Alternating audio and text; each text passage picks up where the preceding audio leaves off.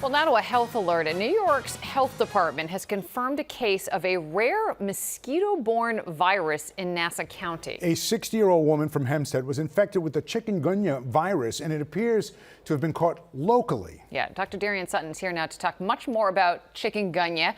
So this is the first time it has been found here in our area. So how did this woman get it, and do we need to be worried more people might get it? Well, the overall risk remains low, but what makes this so critical is that this is the first locally acquired infection. This patient had not traveled outside of the country, and that is where the risk looms. And what makes this significant is that a mosquito inadvertently must have bitten this patient, this woman, and that could have been either this mosquito carrying the infection, or maybe that mosquito had bit someone else who had traveled. Now, that is the clue here that we're not sure of, but pool testing has not revealed any chikungunya that has been in the species of mosquitoes that have been in the area, but it very much can signal a sentinel event. And by that I mean, typically the weather within New York is not the type of weather that can harbor a mosquito that carries this type of viral infection.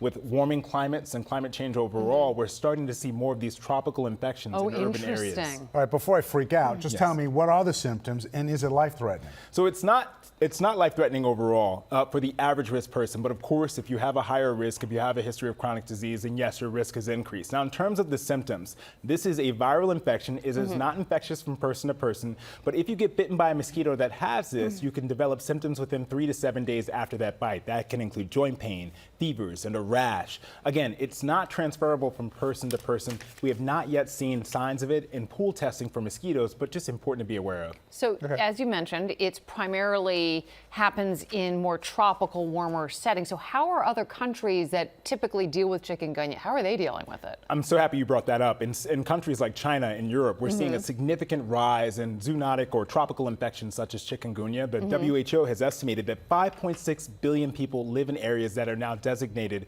as at risk for this type of infection. So in terms of what countries are doing, they're trying to combat the mosquitoes, and that's what we try to do every day. You know, mosquito season still goes on. Probably it's typically ending around now when the temperature drops below 50 degrees consistently at night, but still important to understand that those reservoirs of water, which is where mosquitoes breed, you want to get rid of them. The empty tires, leaving areas of water open, you want to make sure to get rid of that and clean it. And if I go into the ER, they'll know what it is right away from a blood test, or That's a great point. So they would know if they get tested, but many people are not aware to talk about their risks. So it's important to talk about your fears, your concerns, and to ask and advocate for that testing, because I'll say as an emergency physician here in New York City, that is not typical. So you definitely have to open a conversation. To get something else. Yeah. All right.